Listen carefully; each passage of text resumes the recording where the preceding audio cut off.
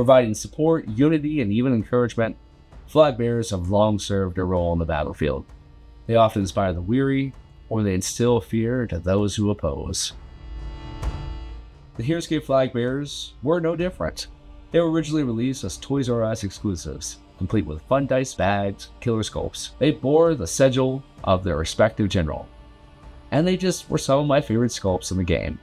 The purpose of these flag bearers was to add some cohesion and enhancement for their respective generals.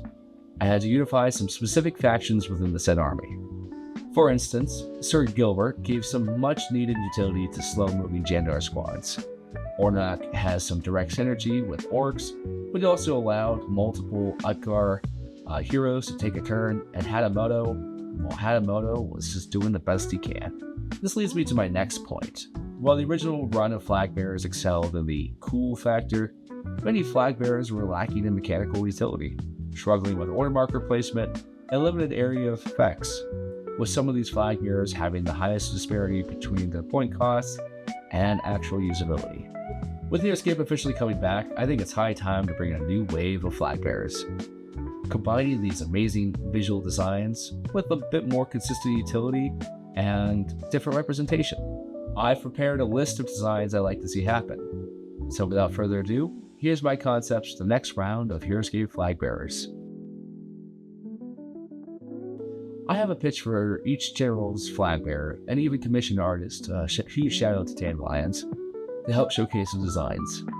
I was looking for designs that showcased a different aspect of a general compared to the originals, and tried to make the characters tied to a faction that was prominent but largely underused. A couple of clarifications before we begin. These are not official figures, and are just a wish list of things I love to see. But Renegade, feel free to use these ideas if you so please.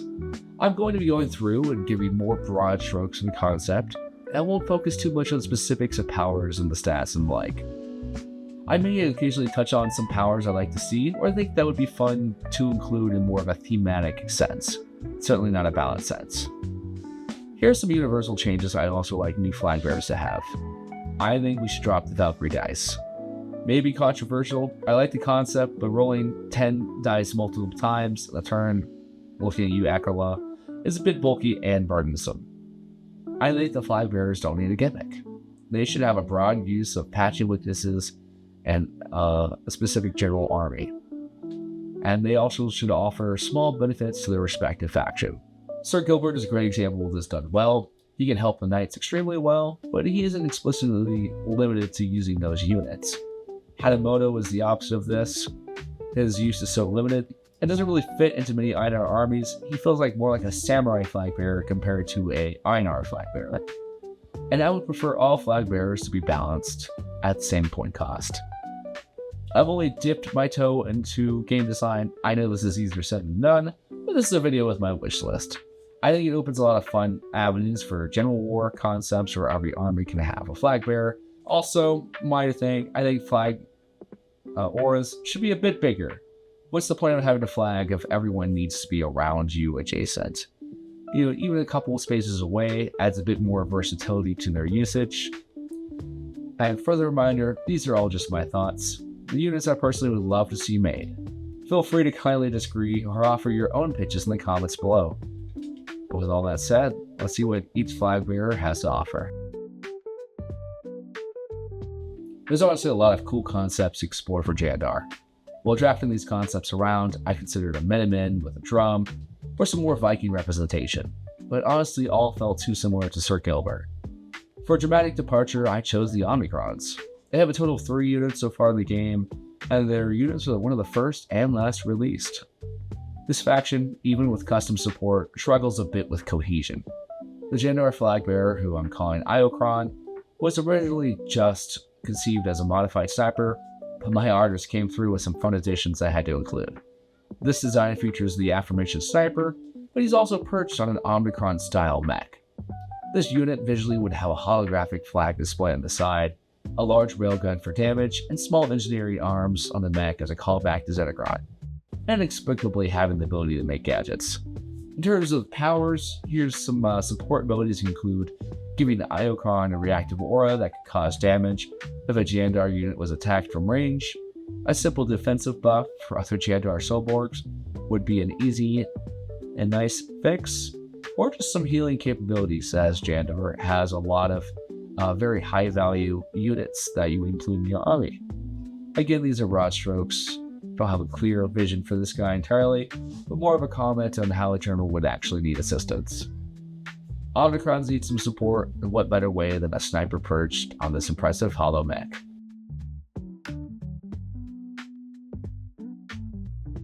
The Romans are definitely an iconic part of Einar's army, and really represent best the theming: militant, organized, and resilient, as well as being classically historical. The Legionnaires are missing a vital part of their army, the Signifier. Clad in animal pelts and wielding a large emblem displaying the Legion's creeds, Signifiers had several roles, acting as rally points in battle, denoting specific regiments, and most importantly, handling the finance of a military unit. Historically, the Signifiers were to be protected at all costs, and their loss would result in great shame for a Roman century. Admittedly, the Roman soldier corps is already a pretty good army, but I don't think a flag bearer would not allow them to play better, but perhaps allow them to play differently. I do have a couple different ideas on how this flag bearer, who I'm calling Titus, Quintus, Aureus, could help Einar. Initiative is an underutilized mechanic in Scape, and it'd be interesting if Titus offered some benefit for the role, perhaps for nearby engaged Einar figures. Tied to the Signifier's importance, it'd also be nice if nearby soldiers could take wounds with his speaker. Einar could use some special attack defense as well, as many units, especially the Romans, are grouped up together and fall quickly to AoE attacks. But most importantly, Titus needs to make the Roman archers work in a Roman army. Whatever form it takes, I love to actually make the Roman archers work in the Roman army, and I love to see the Einar flag bearer make this happen. Now I admit, it made sense for the elves to be Olar's first flag bearer. I mean, he is the elf general. But man, do I love me some Vipers. They're the first additional units I bought in the game. They have stellar sculpts, and I just love them, okay? Just stop, I love them. The Vipers also have interesting lore attached to them. Lore which is surprisingly hard to find. Apparently the Vipers were enslaved by evil alien birds called Raptorians, and they were liberated through the intervention of the Valic warlords. The Olar flag bearer I'm pitching is another Viper warlord, but not the warlord, who was an inspirational figure in the Viper uprising. I imagine this unit, whom I'm calling the Onyx Liberator, to more represent the Onyx variety of Viper, with a dark black tone and bright pops of green. Some additional details in the visual design include some different style power gauntlets from the classic mittens we've already know and love, as well as the skull of a Raptorian as a tip of the spear. A chilling reminder to those who opposed the Viper's kind. I think there's some interesting design space to boost both Olar and the Vipers, as the Vipers work primarily as glass cannons, and if they get buffed too much, could quickly become overpowered. I think the Viper faction, due to their fragility, could use the ability to switch order markers, similar to EJ's, to adjust for swings in the battle. Another fun ability would be an aura that rewards units for attacking more than once in a turn, as many Olar units have the capability to attack multiple times, either from frenzy or double attack. Regardless of the abilities, I would love if Renegade would just make this a snaky boy.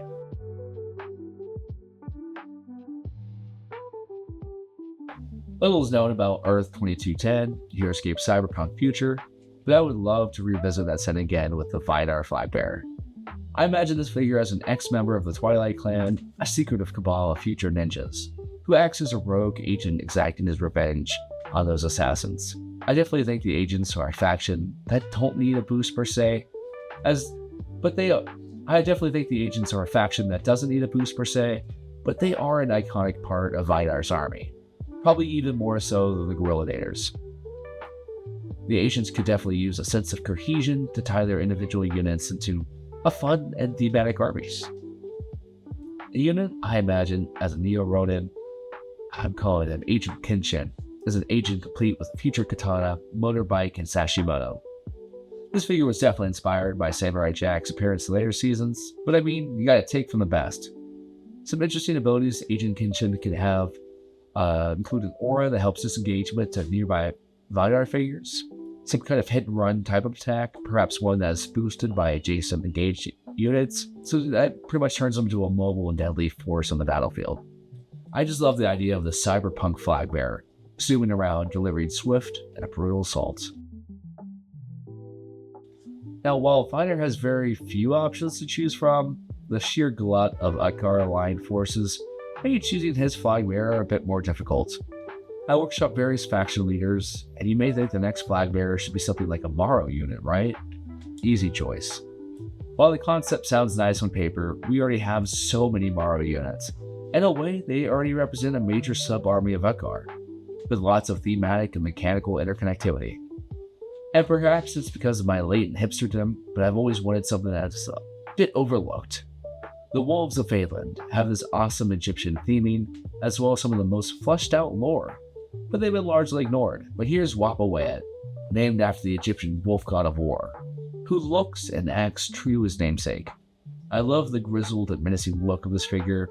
Dandelion's really knocked out of the park with this one, and the ancient Egyptian attire really fits with the other wolves. I think this figure has a great opportunity to make Khosmet relevant by having the Unleash Fury ability, where that +1 to not dying becomes a lot more valuable, preventing the loss of the hero.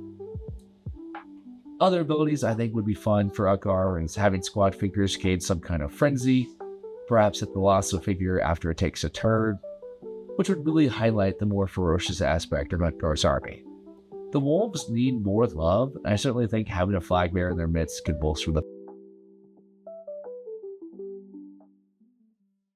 Now, Aquilla never had her own flag bearer, and honestly, it's high time this general got one. Since Aquilla's preeminence was cut too soon, there was always a bit of discussion of what her army represents, and what her army needs. While there aren't many figures in her army so far, most of the factions I thought of have very strong contenders for flag bearers. But as I was forming these concepts, I was trying to create uniquely HeroScape units. As fitting as something like a dwarf flag bearer would be, that could exist anywhere, in any game. With something like a sentient moth flag bearer with magical powers, now that's a creature that screams HeroScape. While regarded as the bug general, I really wanted a unique take on the bespoke flag bearer. Going down much unnecessary research, I discovered a species of moth called the Silver Witch Moth, and found the concept of an arcane bug fascinating and interesting. My headcanon is that Aquilla is slowly acquiring an army of different insectoids, many of which gain size and intelligence after drinking from the Sacred Wellspring. This moth, named Thysania, drank from the spring and gained incredible intelligence and magical ability, as well as an unyielding loyalty to Aquilla. Furthermore, I posit the newly summoned Dryads gifted her magical staff to focus this moth's latent arcane energy. Visually, I love that the wings themselves are the holders for Aquilla's sigil. I imagine them as armored plating, but they could also just be natural designs of the wings as well. Some powers I think for this unit would be a simple D20 buff for nearby Aquilla units, maybe with extra bonuses to insects and arachnoids, would help that faction a lot, and perhaps a mixed bag of healing and range specials would kind of round out the Aquilla army. I think it's a unique and unexpected choice, but definitely one I would love to see happen, as it's conceptually just so out there. Now all we need is an accompanying light bulb unit as well. Now we're venturing into relatively uncharted territory. 2 new generals were added to the mix, and while little is still known about their presence, or all the units in their armies, I still thought it would be nice to include new flag bearers for them in this video. For Reva, however, there are 2 things that I know she likes, that being pirates and undead. So why not combine them both together? It's a common trope, the cursed buccaneer rejected by death, punished for their greed and avarice. I'm calling this flag bearer Dread Captain David Jones, the name of course taken from the titular master of Davy Jones' Locker. I envision a cruel and vicious pirate who was summoned moments after he was drowned at sea, brought back to an undying life through Reva's intervention. This captain would unify the disparate followers under Reva, bringing a sense of merciless injunction.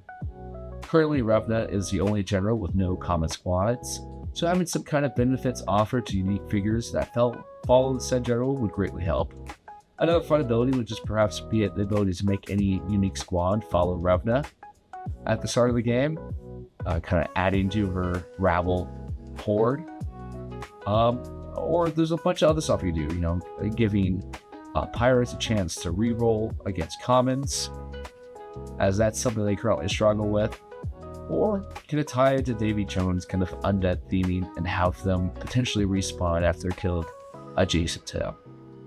I think there is a lot of fun you can do for a pirate flag bearer for Reva, and she's still a developing general, I believe this Wretched Sea Dog is a great way to further establish the general's theme and motivations. Now, what little we know about Reva, we know less about Valic. And at the time of recording, no official units have been released under this general. All we know is that she exists, as she'll most likely have warriors in her army, those techno-punk animal warriors. So that's good enough for me. In the forums, there have been a lot of talk about Cyborg Badger and Valic ranks, and honestly the concept was too cool to ignore.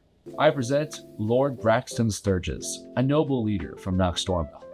This unit is heavily influenced by Earthstrike from the Redwall series, modified with the appropriate steampunk aesthetic befitting Valic. I don't have many pitches for powers or much more to talk about, as no official Valic unit has been released, but it'd be nice to have a powerful frontliner that can do damage, inspire their animal brethren to continue fighting tooth and nail. And that's every general. Okay, there's one more.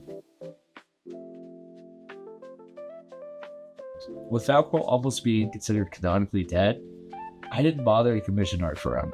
As I was going through this video, and as a secret Valk apologist, I did feel a little bad leaving him out. So I thought I'd just talk about him real quick. I do think there's design space for him to rub into the game, but you know, in HeroScape, he's certainly the most significant general in terms of unit output. However, in CustomScape, which is largely populated by VC units, in ClassicScape, which is largely populated by VC units, there's been an interesting niche which has been carved out for him, where he has some of the deepest lore and most unique units. In my mind, he is the community general, where custom creators and the like have an open source to create a general unhindered by existing stories, canon, or units. VC already has a great flag bearer by the name of Godlock. Seriously, play it with the Death Chasers, you'll have a blast. However, this unit is tied deeply with the D&D side of Scape, and if the VC community ever decided to explore flag bearer concepts again, I would love one represent more of the Valhalla aspect of the game. My personal pitch would be for an Icarian flag bearer. A la Narsker, Nisker, those angry dragon cultists, as these guys are dripping with lore, and they could use a factional leader. Imagine a forbearing cultist with a tattered wing of a slain dragon as their flag. Pretty cool. Alternatively, I would love one of their post-apocalyptic mutants to hold like a giant malformed chunk of wreckage, like a hammer, with the emblem emblazoned on the side. These ideas, of course, are limited by model availability, but hey, that's why I'm making this video. I'm not hindered by reality, and I get to pitch my wildest concepts. And there you actually do have it. My thoughts on the future flag bearers I'd love to see happen. I really tried to think out of the box with these guys. Think of units that needed love and, could give some life to some old factions in Scape. I'd love for any of these designs to become official someday. It's probably not going to happen, but a guy can dream. And I'm sure you may disagree with my list, and that's great. Tell me what you think the new flag bearer should look like in the comments. Or if you really like any of these pitches, let me know as well. As always, be sure to like and subscribe for more HeroScape content. And if you want to get HeroScape stuff that actually does exist, be sure to check out my affiliate link below. Again, a huge shout out to HeroScape community member Dandelions for providing the awesome artwork. They gave me nothing to promote, but they do hang out a lot in the Renegade HeroScape Discord, so be sure to let them know how much you like their artwork. I once again don't know how to end, so I'll probably just dissolve into a flag while some uplifting music plays or something. Bye. Any moment, I hope.